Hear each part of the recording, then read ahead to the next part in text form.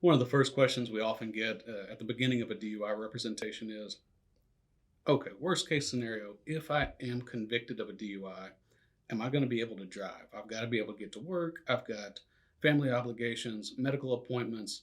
If I'm convicted, what's going to happen to my driver's license? And so there are going to be ways that you'll be able to drive if the worst case scenario happens. And Brandon's going to tell you a little bit about that. Sure. So again, if you are convicted, you lose your license depending on what DUI it is. For DUI first, you lose it for 1 year. However, you can get a restricted driver's license through an order signed by the judge. You can have your lawyer do that for you. The first kind and the most common one is a requirement that you have an ignition interlock device installed on your vehicle, a blow device. You also need SR22 insurance. With those two requirements and the order signed by the judge, you can get a restricted license that allows you to drive anywhere in the country, any time of the day.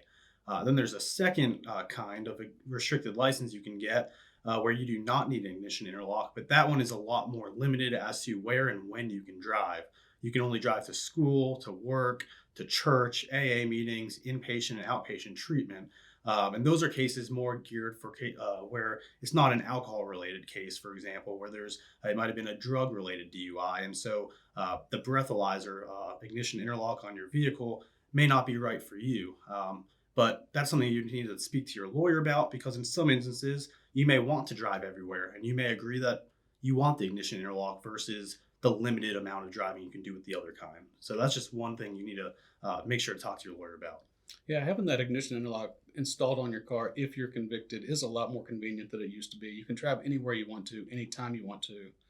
But the big concern I hear a lot of times is those things are expensive. How much is that going to cost me? So I've heard people say, somebody told me it was $1,000 a month or $300 a month.